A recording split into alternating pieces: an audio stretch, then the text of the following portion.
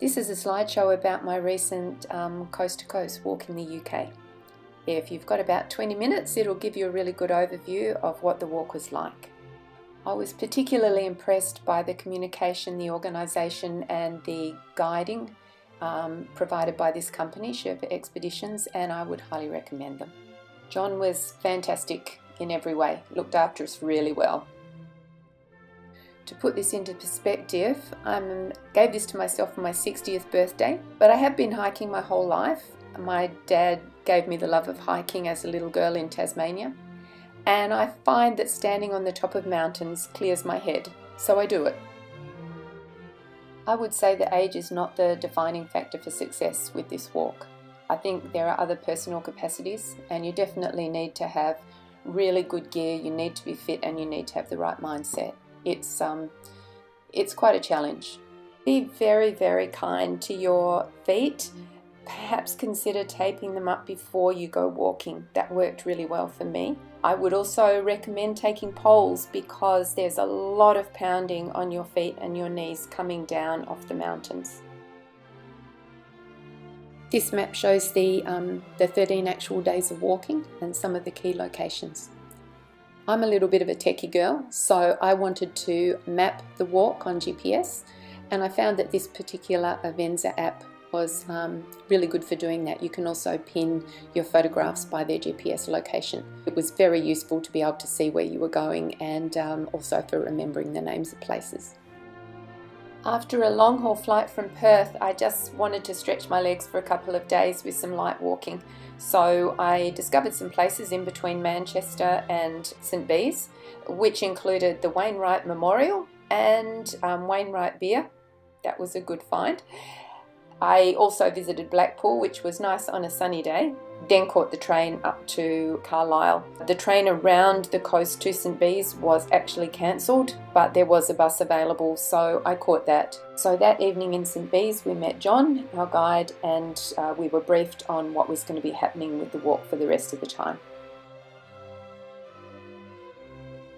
One of the loveliest things about doing this trip was to meet a whole pile of like-minded people who enjoyed this same wide open space that I do. We began our walk walking through the town, looking at some old buildings, and then the obligatory photos at the beach, picked up our pebble, wet our feet in the ocean. We started walking up around the coast. You got some good views of St Bees and some really lovely Red Cliff coastline before we headed inland. Once we headed inland, we were to encounter the first of many paddocks that we were going to walk through, many different varieties of sheep and many different varieties of poo. Towards the end of this day, we encountered Dent Hill. Now, Dent Hill is a fairly sharp reminder about pacing yourself well up and down hills, but it's good to happen early in the piece. I can honestly say I don't think I paced myself particularly well, and I was pretty exhausted and beyond it when I got to the top. Anyway, it was a gorgeous view when we got to the top, and on the way down it was extremely steep, so it was a really good idea to have poles. Most people in our group had poles and we used them frequently. I discovered new things at dinner like black pudding with Stilton sauce, and it was great to flop into a really lovely bed that night after a fabulous dinner.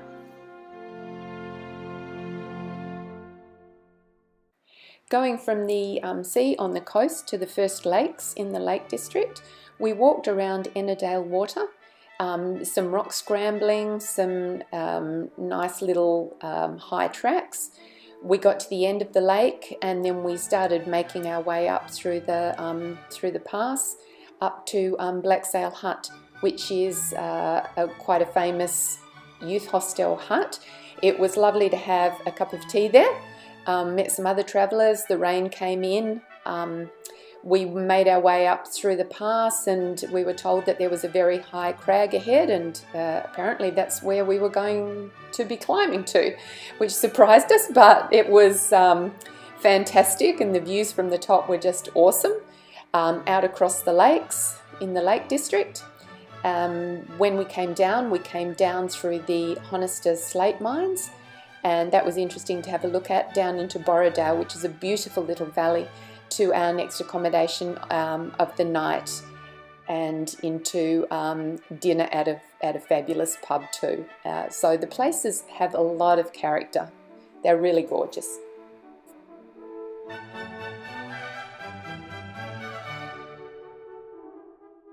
Coming out of Borrowdale on day 3 and heading towards Grasmere, we were treated to just the most beautiful scenery.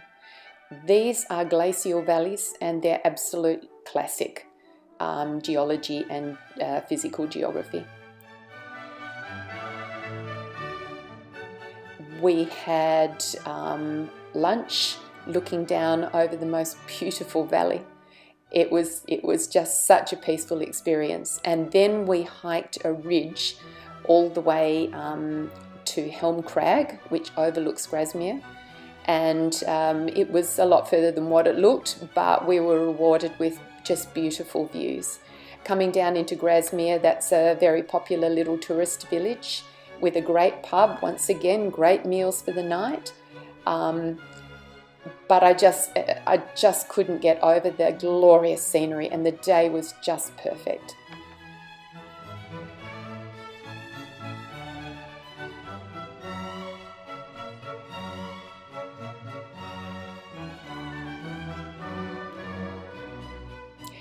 This day was probably my favourite day of all. It started as it intended to go on, with a pretty strenuous hike up past the Great Tongue, up into the fells.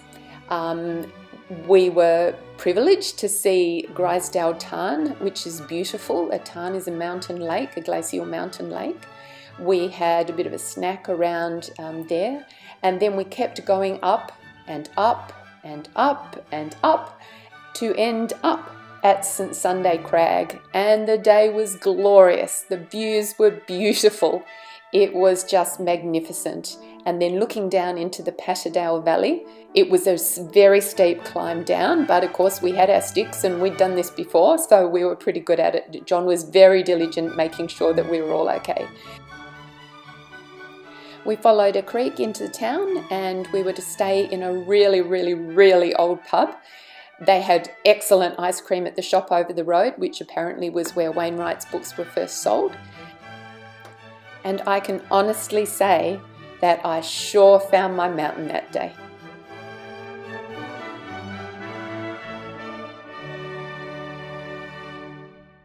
This is classically called the most challenging day of the hike. Now, to add to that, the weather decided to come in. We all had our wet weather gear out. We were heading for Kidsey Pike, and apparently the views can be beautiful there, but visibility for us today was only a couple of metres, and it was freezing cold and sleeting and raining, and in the middle of all that, and on the most arduous day, the soul decided to drop off my hiking boot right at the very top. So for me, getting from the top of the mountain to around the reservoir and down into Shap was a little bit of a challenge, let's say. So there weren't too many photos that I took, but once we got to the bottom and we'd been through the paddocks, we went past Shap Abbey, which is an old ruin, and in any other light the photos there would have been fantastic, but it was great just to see the accommodation for the night. And I had to have a bit of a wake for my favourite hiking boots, so that's where they broke. This data tool is one of those in the Invenza app. These limestone formations are part of what we saw today between Cumbria and the Yorkshire Dales National Park. We had to cross a major highway to get to where we were going. Around this area here there were boulders strewn from the glacial age, lots of lovely farms to look at, quite a long walk. Sheep that were called mules because they looked like mules. There was also an interesting stone circle where all the stones have been placed there centuries and centuries and centuries ago by early people. John had an interesting theory about how the shapes replicated the mountains in the distance. This is the Eden Valley, and down there, gorgeous accommodation, really lovely, and we could do some washing too, which was great. Now this is Smaardale Bridge. We had lunch here and it was extremely picturesque. Today, coming out of Kirkby Stephen, we started by looking in the church, which has a Loki stone, which is related to Norse mythology. During the day, we're going to hit the halfway point at Ravenseat Farm, and there are plenty of signs around because it's roughly there, so we played with the signs a bit.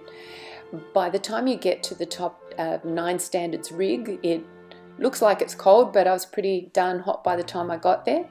Walking across the top there, which is the watershed of England, and Yorkshire Dales are on the other side, it wasn't as squelchy as it has been for other people because it's been a dry summer, but it was very pleasant having the slightly spongy ground underneath after all the rocks that we'd been walking on. Ravenseat Farm, here's Amanda Owen and her husband. The 9 kids are there somewhere. She's called the Yorkshire Shepherdess. She cooks a darn good morning tea as well, as running the farm and everything else. So she's interesting to read up on. There are camping grounds. It's a beautiful area. The accommodation was lovely. The town is very cute, pleasant place to stay the night, and a lovely meal there too. Once again, very appreciated.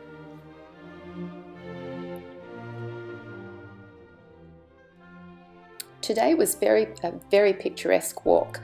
A few people in the group took the high route and saw mining archaeology and things like that, but I chose to follow the Swale River.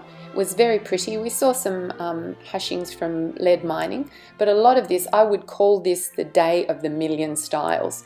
Every kind of style you could think of, and some of them were so narrow that you'd only fit a thigh through, and they were a little bit difficult and multiple to navigate.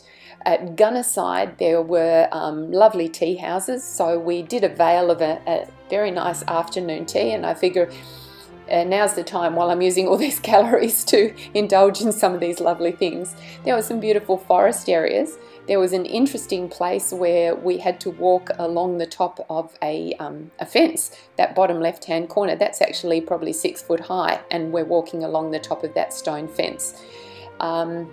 It was pretty. There were some boardwalks, there were farms, but generally it was much easier to walk into Reeth. Now, Reeth has a village green that actually had cars parked all over it, and the accommodation had a lot of character that night. So it was a very pretty place to visit. Sherpa Van did a fabulous job of transferring the luggage, and this is the Sherpa Van Man.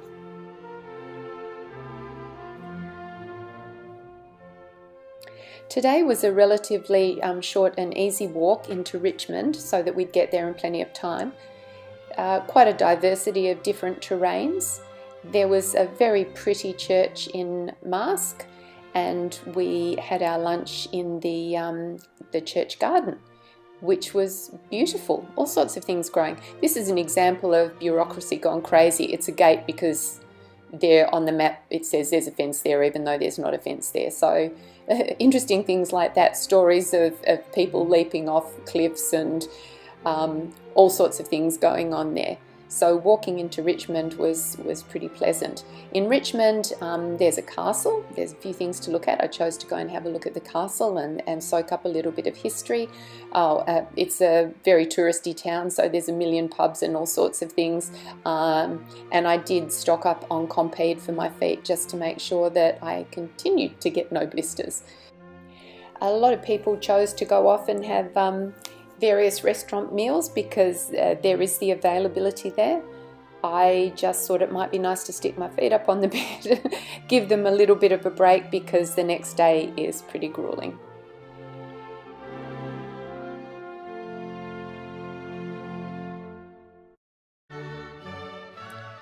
Okay, before you start this day, make sure you tape your feet up. This is a very long walk.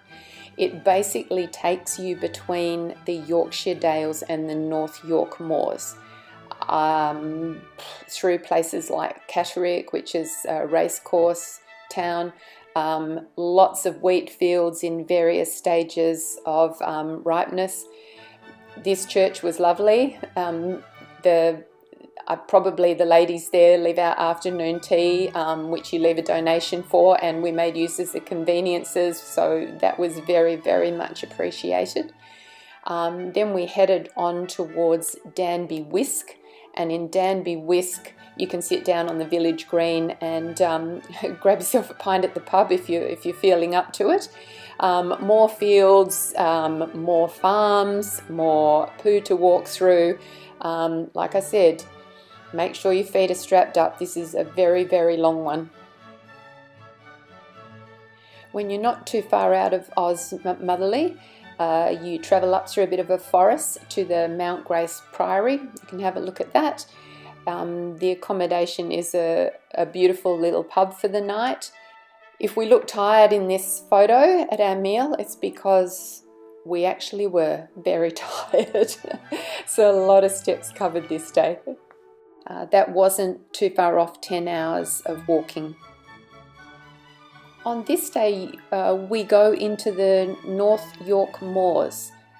We started by looking at a little priory, and then through the moors. So a bit of a steep ascent, but this day is hill after hill after hill after hill, and the views from the top are absolutely beautiful, but it is very strenuous with all the ups and downs, and they're quite steep ascents and descents. You've got the heather at the top. It's very pretty. It was all purple and nice and lovely. There's a hidden cafe, which, oh my goodness, that was a relief. At least you could load up on your carbs to keep going. These are the Wayne stones, and these are on top of one of the Cleveland hills, and then you get the stretch across the moors. Now, some people saw grouse running around in there. I didn't grab a photo of one. Basically, no photos after this because the skies opened up and there was just like thunder and rain, and I wasn't pulling the camera out. So it was really good to get to the Lion Inn at Blakey, which is basically the only thing that was at Blakey, but boy, it was really good to see it. Honestly, can't say the weather was all that fabulous on this particular day. Going across the moors, they say they can be pretty bleak when the weather's not good, and they were fairly bleak. It wasn't tragic, but we did have to have an action plan if the thunder and lightning got too close, because it's pretty exposed. Once the weather sort of settled down a little bit and the light came out, we found a nice pub where we could have a bit of lunch. It wasn't too much further to where we were staying for the night. I think we were split up into 3 different places. One of the pretty features in this area is the Beggar's Bridge, and with that goes the story of lovers who were separated by a river. Later the bridge was built for them. Our accommodation in Egton Bridge that night was exceptional standard, but we did have to hike another 2 and a bit miles to get dinner because of our wedding on in town. Ugh. Grosmont has a lot of railway history, including the oldest railway tunnel, I think, in the UK.